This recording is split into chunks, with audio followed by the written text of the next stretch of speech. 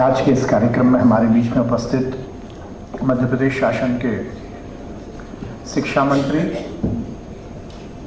और जिन्होंने भोपाल में रहकर छात्र राजनीति के माध्यम से बहुत लंबे समय तक काम किया है, ऐसे आदरणीय दीपक जोशी जी, भोपाल के सांसद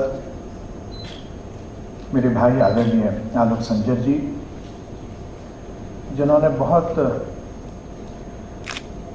अच्छे ढंग से आज के सब्जेक्ट पर रोशनी डाली, ऐसी सीनियर IAS आदरणीय Aruna Sharma ji, young and dynamic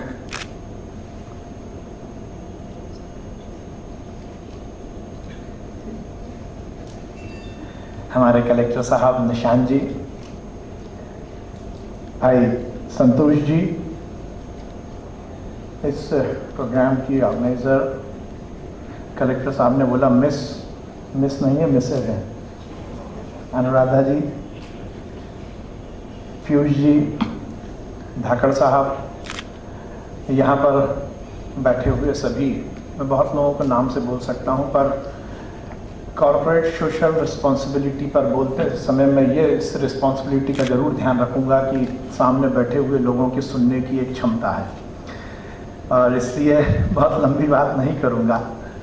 मैं नाम बहुत लोगों के ले सकता हूँ, पर समय की पाबंदी के कारण उपस्थित सभी भाइयों और साथियों, बहुत अच्छे सब्जेक्ट पर चर्चा हो रही है। जैसा मैंने कहा कि उद्घाटन सत्र में मुझे लगता है कि कुछ ज़्यादा भाषण हो गए, ठीक बोल रहा हूँ ना मैं? इसलिए मैं बहुत लंबी बात नहीं करूँगा। मेरे बाद दो अतिथियों को और बोलना है, और मुझे लगता है कि मुझे बहुत ज़्यादा लंबी बात नहीं करनी चाहिए, पर मैं बहुत बधाई दूंगा अनुराधा जी को और उनके सभी टीम मेंबर्स को। बहुत अच्छे सब्जेक्ट पर आपने यहाँ पर बातचीत आयोजित की, और आपने बोला कि ये डायलॉग है, ये केवल कोई बहुत ज़्यादा एकेडमिक ऐसा नहीं है कोई प्रोग्राम की बस केवल बातचीत हो जाए और उसकी कोई रिपोर्ट बन जाए और एक 5 सितारा होटल के बंद कमरे में हम सब लोग गलबहियाँ करते हुए निकल जाएं, पर इसके बीच में कहीं ना कहीं ये 2 दिन तक आपसी संवाद होगा। ये मुझे लगता है कि मैं ऐसा विश्वास रखता हूँ कि 2 दिनों तक यहाँ पर मोबाइल टेक्नोलॉजी का उपयोग होगा, पेजर का नहीं होगा। कम्युनिकेशन होगा, 2 वे कम्युनिकेशन होगा, नीचे वाले भी बोलेंगे, ऊपर वाले भी बोलेंगे, एक दूसरे से मिलजुल कर हम कुछ निष्कर्ष पर पहुँचेंगे। सही मायने में रिस्पॉन्सिबिलिटी की बात आती है तो मुझे लगता है इसको हम केवल कानून के दायरे में नहीं बांध सकते।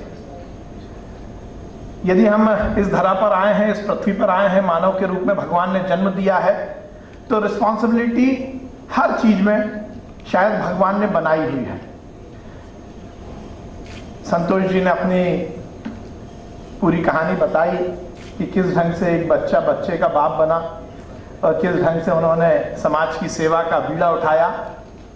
तो सही मायने में जब कोई छोटा बच्चा होता है तो उसकी अलग रिस्पॉन्सिबिलिटी होती है, वो बड़ा बनता है तो उसकी अलग रिस्पॉन्सिबिलिटी होती है, वो परिवार का सदस्य रहता है तो उसकी अलग रिस्पॉन्सिबिलिटी होती है, वो समाज में यदि अलग अलग वर्गों में स्थापित होता है तो उसकी अलग अलग रिस्पॉन्सिबिलिटी होती है। कोई नेता होता है, कोई ऑफिसर होता है, कोई अभिनेता होता है, कोई सोशल वर्कर होता है, पर सही मायने में भगवान ने यदि इस पृथ्वी पर किसी को भेजा है तो अच्छा करने के लिए ही भेजा है, कहीं ना कहीं उसकी रिस्पॉन्सिबिलिटी फिक्स की है। ये अलग बात है कि हम उस रिस्पॉन्सिबिलिटी को किस ढंग से महसूस करते हैं। किसी ने कहा है जिंदगी आग पे चलने की एक कहानी है, जिंदगी आग पे चलने की कहानी है, जिंदगी मौत की भूली हुई निशानी है, अपने मतलब को तो सब जीते हैं सब मरते हैं, खुद को औरों पे मिटा दे वो जिंदगानी है। ये लिखा हुआ है। यदि हम इस पृथ्वी पर आए हैं तो ये जरूरी है कि हम कुछ ना कुछ करें, और यदि भगवान की कृपा है, लक्ष्मी जी की हम पर कृपा है और लक्ष्मी जी ने पूरी तरह से आशीर्वाद दिया है, खीसे में हमारे पास सफिशिएंट भार है, तो निश्चित रूप से हमारी समाज के प्रति उत्तरदायित्व, समाज के प्रति रिस्पॉन्सिबिलिटी और ज्यादा बढ़ जाती है। और इसीलिए कॉर्पोरेट सोशल रिस्पॉन्सिबिलिटी जैसे टर्मिनोलॉजी आई, क्योंकि लगा कि शायद इस समाज में, चाहे हम हिंदुस्तान की बात करें चाहे दुनिया के किसी और देश की बात करें, कहीं ना कहीं ये बात जरूर फील की गई है कि कालांतर में लगातार हमारे बीच में कहीं ना कहीं गैप बढ़ता जा रहा है। अरुणा शर्मा जी ने बहुत अच्छा है कि यहाँ पर IIFM के स्टूडेंट्स ने जो फिगर बताया वो दिखाया, बहुत खूबसूरत और बहुत अच्छा बनाया है कि एक वर्ग तो लगातार ऊपर बढ़ता जा रहा है।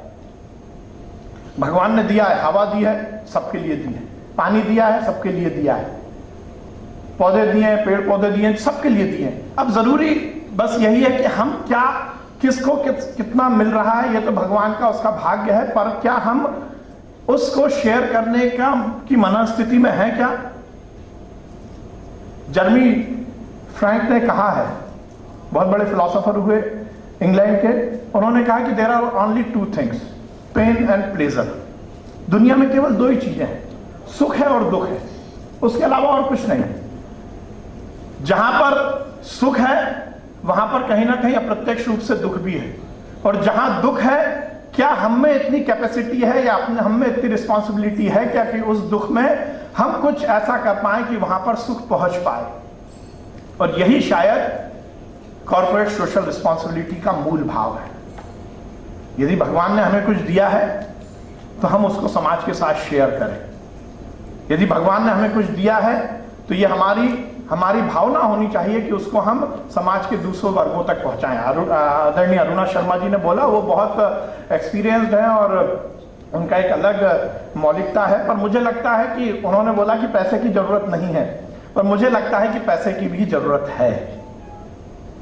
मुझे इसलिए मैंने ये बोला, मैडम आपकी बात बिल्कुल सही है, आपने जिन भावनाओं से बोला वो भावना सही है, पर मुझे लगता है कहीं 2 दिन तक ये इसी के इर्द गिर्द ना घूमे और सब लोग सोच ले कि नहीं पैसे की तो जरूरत है ही नहीं, पर मुझे लगता है कि पैसे की भी जरूरत है। मैं आपको एक उदाहरण बताना चाहता हूं। T3 जब बना नया मैडम, तो उसके 1-2 महीने बाद ही मैं प्लेन से दिल्ली से भोपाल मुझे आना था, तो शाम को 6 साढ़े 6 बजे की एक फ्लाइट है, 6 सवा 6 बजे की, उसमें मैं आया और मैंने बहुत इंसिस्ट करके पूछा कि भैया T3 से कौन सा हवाई जहाज उड़ता है, मैं वहीं से जाऊंगा। तो बताया कि जेट और इंडियन एयरलाइंस 2 ही फ्लाइट थी, दोनों उड़ती हैं। तो मैंने कहा ठीक है, उसी से मैं जाऊंगा। और मैंने थोड़ा सा अपने प्रोग्राम को इस ढंग से बनाया कि मैं आधा पौन घंटे T3 को देख सकूं। मैं बहुत रोमांचित था, मैंने पढ़ा था कि बड़ा अच्छा बना है और हम बड़े, हिंदुस्तान जो है दुनिया के बहुत अच्छे, बल्कि उस समय तो ये बोला गया था कि ये बेस्ट एयरपोर्ट है दुनिया का। तो मैं आधा पौन घंटे 1 घंटे पहले पहुंचा और मैंने बड़ी इत्मीनान के साथ वहाँ का इसी तरह का लगभग वहाँ का कारपेट है उसको एंजॉय किया। वहाँ पर जितने भी अलग अलग तरह की शॉप्स बनी है, विंडो शॉपिंग के, वो सब मैंने देखी। मैंने पूरी तरह से इत्मीनान के साथ इस बात का फख्र किया कि ये हिंदुस्तान इंडिया बन गया है, हिंदुस्तान का डेवलपमेंट हो गया है, हिंदुस्तान उस स्थान पर पहुंच गया है जहाँ पर हमारा सपना था। मैं बहुत खुश था। 1-1.5 घंटे में वहाँ पर घूमा, मैंने चेक इन किया। प्लेन में 1-1.25 घंटे की मैंने दूरी, मैंने वही सोचता रहा। मैं जहाँ से विधायक हूँ वो एयरपोर्ट, नया एयरपोर्ट जो है उससे आधा किलोमीटर 300 मीटर से मेरा क्षेत्र शुरू हो जाता है, करोद वाला जो नई जेल है, और वो पूरा करोद का क्षेत्र छोला होते हुए हबीबगंज स्टेशन तक आता है। बाय चांस ऐसा था कि एक मेरे क्षेत्र में, छोला क्षेत्र में एक चांदबाड़ी करके एक क्षेत्र है, वहां पर मेरा एक कार्यकर्ता है चंदन कुचबंदिया समाज का, बहुत गरीब समाज होता है, उसका एक कार्यकर्ता है। उसने एक प्रोग्राम रखा था, तो मैंने उसका प्रोग्राम ऐसे ही बोला कि मेरी 6:30 बजे फ्लाइट पहुंचेगी, 7 सवा 7 बजे मैं पहुंचूंगा, 8 बजे से प्रोग्राम रख लो। प्रोग्राम था और उसके बाद उसके घर में मैंने कहा तुम्हारे घर में चाय पीने भी जाएंगे। तो मैंने 1-1.25 घंटे एयरपोर्ट घूमा, 1-1.25 घंटे की फ्लाइट ली। पूरे समय में बहुत रोमांचित था। एयरपोर्ट पर उतरा, मुझे वो लोग लेने आए और मैं वहाँ से चांदबाड़ी कार्यक्रम में गया।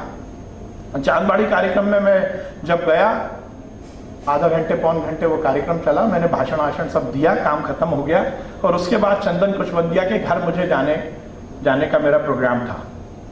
तो मैं जब चंदन कुचबंदिया के घर गया तो चांदबाड़ी में मुझे उसके घर जाने में 2 नालों को लांघकर जाना पड़ा। उसके घर के सामने इतनी स्थिति खराब थी कि उन लोगों ने 2 ईंटें रखी, जिस पे से मैं उचकते हुए अपनी गर्दन को नीचे झुकाते हुए उसकी झुग्गी में घुसा।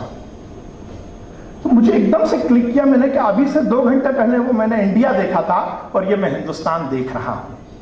मैं T3 को देखकर बहुत रोमांचित था। मुझे लग रहा था कि ये हिंदुस्तान कहां पहुंच गया, ये हिंदुस्तान का क्या डेवलपमेंट हो गया, हम पूरी दुनिया के सबसे अच्छे एयरपोर्ट बनाने की स्थिति में आ गए।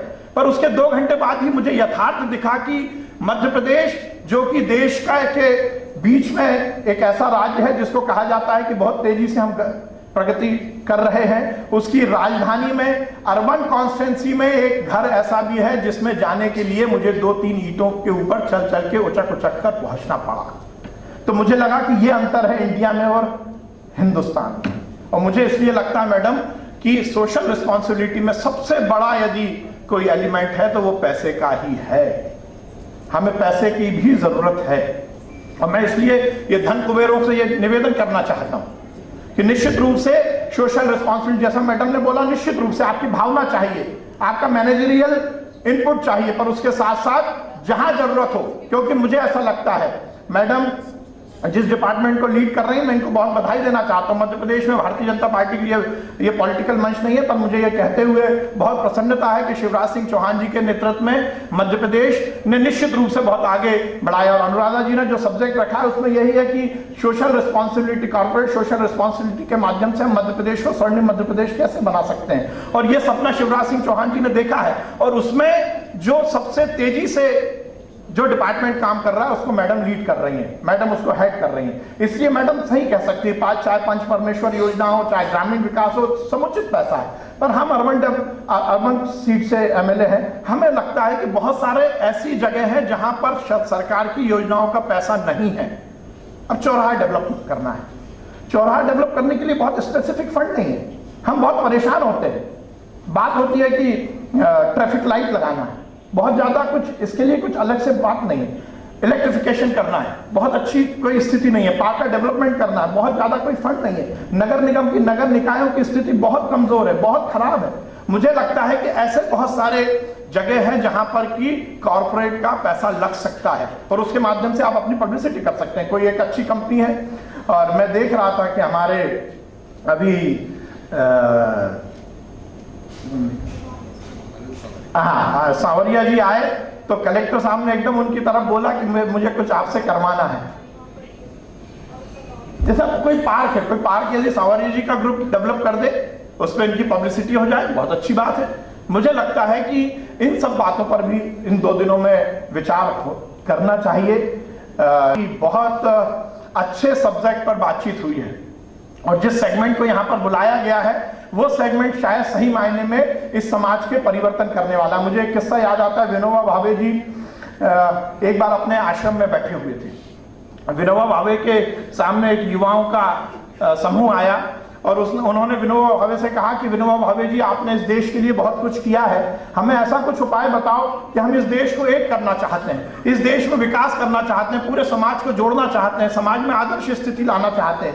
विनोबा भावे ने एक कागज का टुकड़ा उठाया और एक तरफ हिंदुस्तान का नक्शा बनाया और उसके कागज को पलटकर दूसरी तरफ आदमी की आकृति बनाई।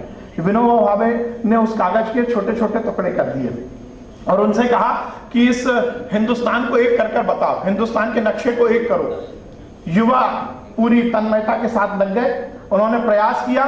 जब वो केरल को कर्नाटक से मिलाने का प्रयास कर रहे थे तो बीच में आंध्र प्रदेश आ जाता था। जब वो पंजाब और बिहार की सीमाओं को मिलाने की कोशिश कर रहे थे तो उसमें उत्तर प्रदेश आ जाता था।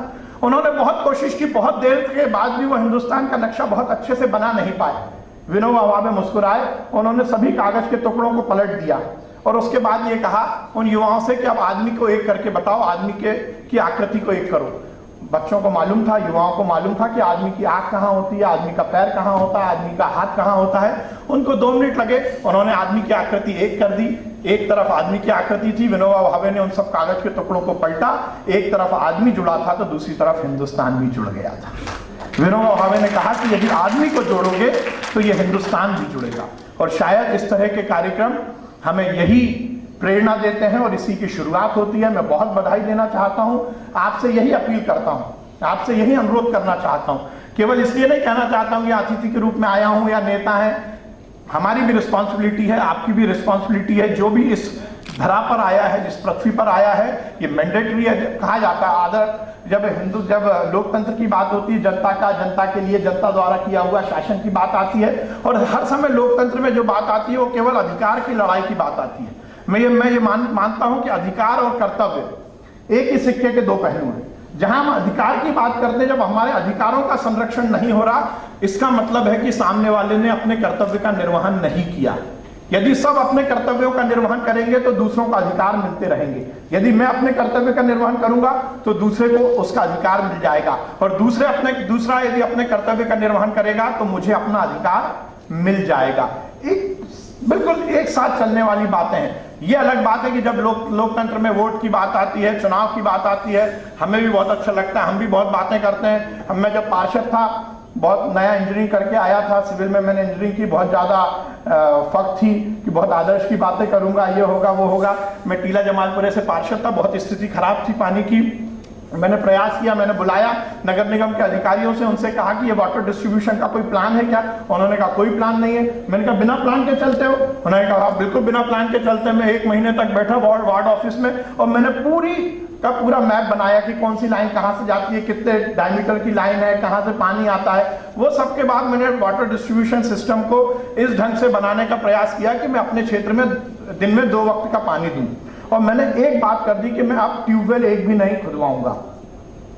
बहुत अच्छा, मैं बहुत भाषणों में ताकत के साथ बोल रहा, नहीं भारत माँ के यदि आप छाती पे छेद कर दोगे तो कैसे होगा, ये होगा वो होगा।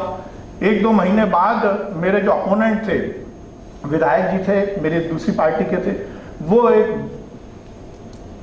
ट्यूबवेल करने वाली गाड़ी को लाए और उन्होंने कहा जहां ट्यूबवेल करना है वहां ट्यूबवेल कराओ। तो मैंने 15-20 दिन में देखा कि मेरी तो जितनी फॉलोइंग है वो सब पीछे से खत्म होती जा रही है।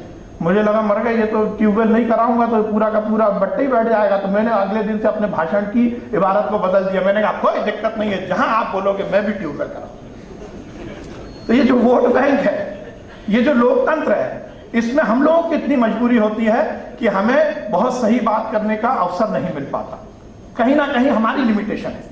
इसलिए जो लोकतंत्र की मजबूरी है उसको हमें ओवर रूल करना पड़ेगा। हमें इस बात का विचार करना पड़ेगा कि हमें सही बात हम करें, और ये समाज का वो वर्ग बैठा है जो कि समाज को लीड कर सकता है। ये मैं अनुराधा जी से एक निवेदन करना चाहता हूं, अनुराधा जी से एक निवेदन करना चाहता हूं कि ये 2 दिन का सेमिनार कहीं 2 दिन का सेमिनार होके खत्म ना हो जाए। इसका पूरा डॉक्यूमेंटेशन होना चाहिए, इसकी समीक्षा होनी चाहिए, और कल आप जब इसको खत्म करें तो अगला सेमिनार कब होगा, और अगले सेमिनार में इस सेमिनार में की हुई कामों को किस सेगमेंट से आपकी क्या आपका एक्सपेक्टेशन है, हमसे क्या एक्सपेक्टेशन है, नेताओं से, अधिकारियों से, सरकार से, वो आप बताइए। और अगले सेमिनार में केवल बात ना हो हमने इस बीच में क्या कुछ किया, ये हम जरूर डिसाइड करें, क्योंकि ये शुरुआत होनी चाहिए। ये 2 दिन ये खत्म नहीं होना चाहिए। मुझे लगता है यदि हमने ऐसा कुछ किया तो इस तरह के आयोजनों का सही मायने निकलेगा।